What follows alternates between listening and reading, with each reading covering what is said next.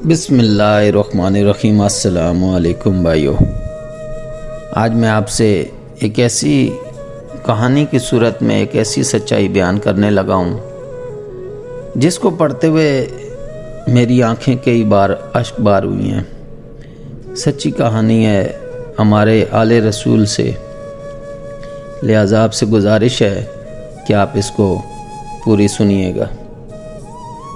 دو شہزادے، افسردہ چہرے، نکھرے ہوئے بال اور بوسیدہ پیرہن میں نور کی دو مورتیں ایک مسلمان رئیس کے دروازے پر کھڑی تھیں۔ گردش ایام کے ہاتھوں سے تائے ہوئے یہ وہ دو کمسن بچے تھے۔ غیرت حیا سے آنکھیں جھکی ہوئی تھیں، اظہار مدح کے لیے زبان نہیں کھل رہی تھی۔ بڑی مشکل سے بڑے بھائی نے یہ الفاظ ادا کیے: کربلا مقتل سے خاندان رسالت کا جو لٹا ہوا قافلہ مدینے کو واپس ہوا تھا، ہم دونوں بھائی اسی قافلے کی نسل سے ہیں۔ وقت کی بات ہے، بچپن ہی میں ہم دونوں یتیم ہو گئے۔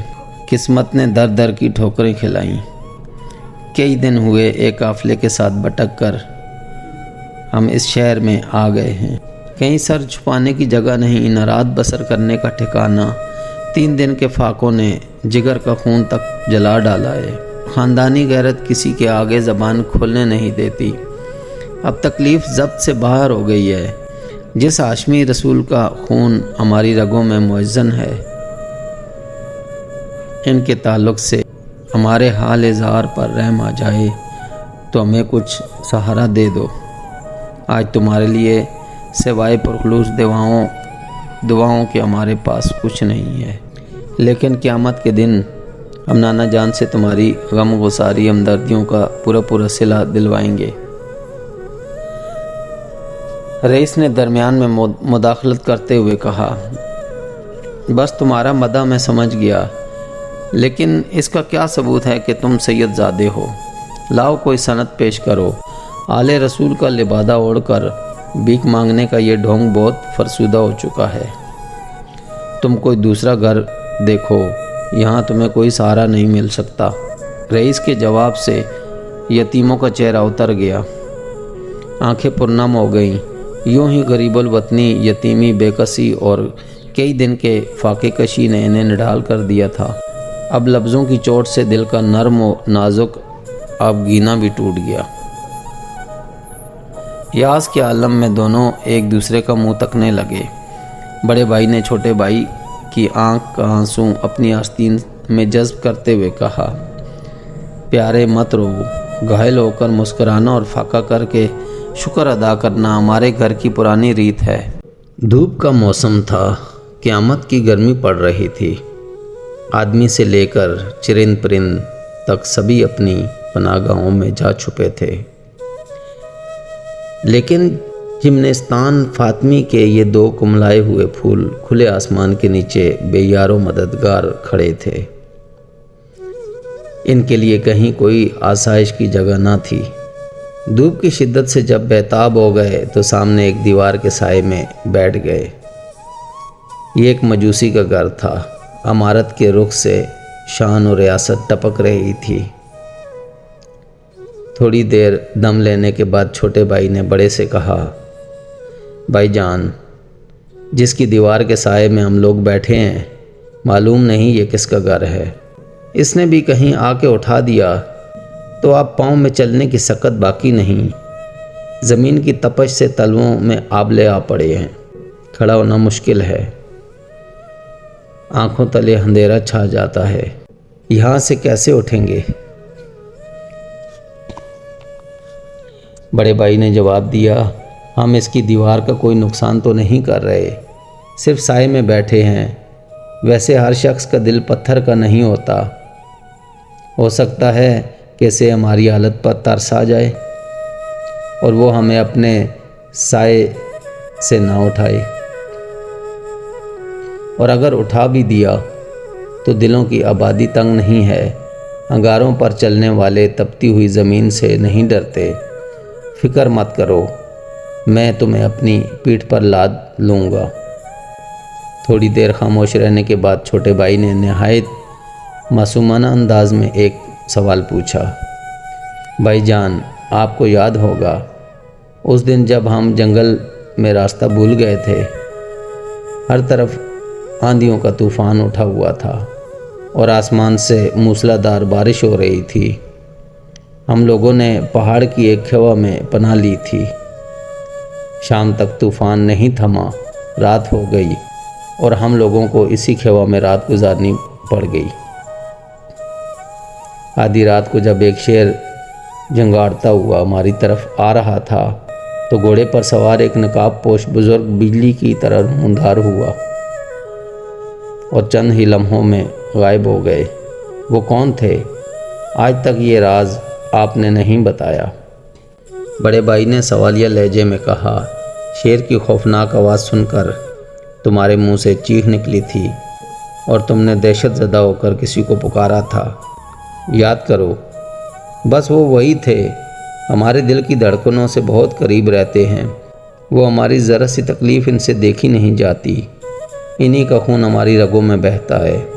ابا جان کہا کرتے تھے کہ جب وہ پیکر خاکی میں یہاں آئے تھے تو ان کے چہرے سے نور کی اتنی تیز کرنیں پھوٹتی تھیں کہ نگاہ اٹھانا مشکل تھا۔ اب تو خاکی پیرہن بھی نہیں ہے کہ حجاب کی اوٹ سے کوئی انہیں دیکھ لے، اس لیے چہرے پر خود ہی نقاب ڈال کر آتے ہیں تاکہ کائنات ہستی کا نظام درہم برہم نہ ہو جائے۔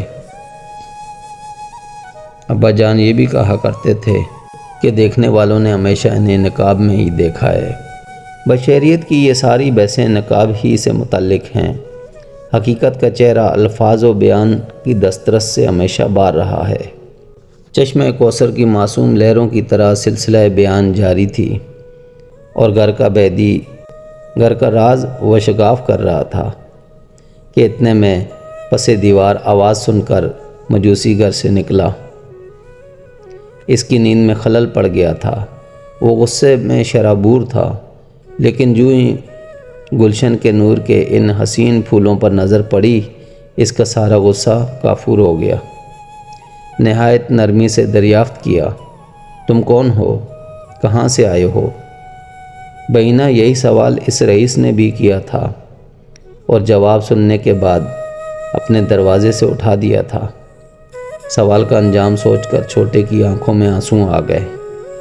ہم لوگ آل رسول ہیں، یتیم بھی ہیں اور غریب الوطن بھی، 3 دن کے فاقے سے نیم جان ہیں۔ تکلیف کی شدت برداشت نہ ہو سکی تو آج جگر کی آگ بجھانے نکلے ہیں۔ وہ سامنے والے رئیس کے گھر پر گئے تھے، اس نے ہمیں اپنے دروازے سے اٹھا دیا۔ دھوپ بہت تیز ہے، زمین تپ گئی ہے، ننگے پاؤں چلتے چلتے پاؤں میں آبلے پڑ گئے ہیں۔ تھوڑی دیر کے لیے تمہاری دیوار کے سائے میں بیٹھ گئے ہیں، شام ہوتے ہی یہاں سے اٹھ جائیں گے۔ مجوسی نے کہا، سامنے والا رئیس تو اپنے نبی کا کلمہ پڑھتا ہے، جس کی تم اولاد ہو، اس نے اس رشتے کا بھی خیال نہیں کیا۔ بڑے بھائی نے جواب دیا، وہ یہ کہتا ہے کہ تم آل رسول ہو تو اس کا ثبوت پیش کرو۔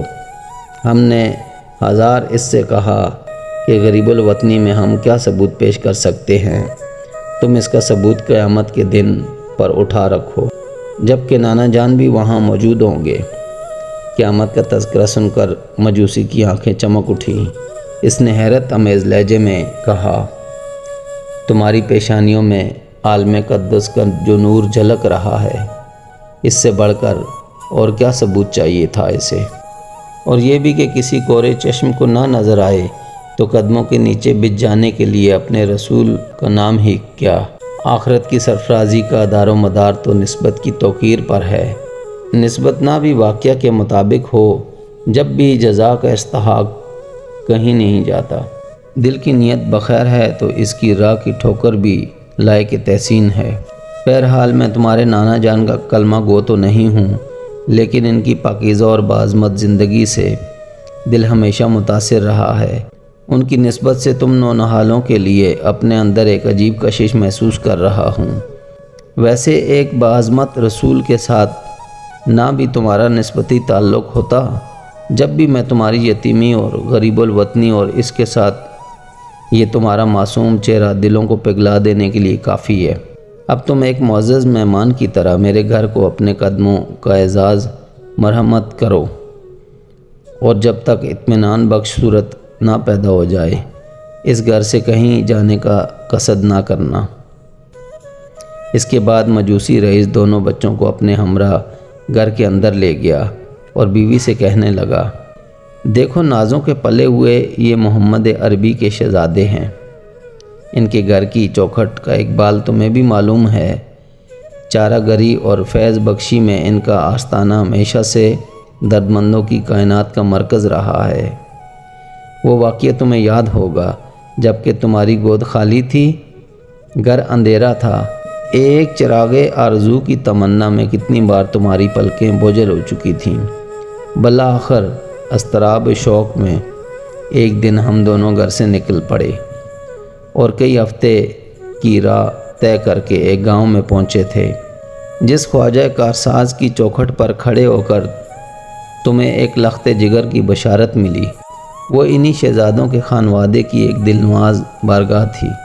لیکن یہ بھی وقت کا ماتم ہے بیگم کہ لالا کا جگر جن کی کیف پاکی کی ٹھنڈک سے شاداب رہا ہے، آج وہ کانٹوں کی نوک سے گائل ہیں، اور جن کی پلکوں کے سائے میں یہ جہان خاکی چین کی نیند سوتا ہے، آج وہ خود دیواروں کا سایہ تلاش کر رہے ہیں۔ انشاءاللہ اس ویڈیو کا بقیہ حصہ کل کی ویڈیو میں آئے گا، تو میرے چینل کو سبسکرائب کر لیں۔ شکریہ، اللہ حافظ۔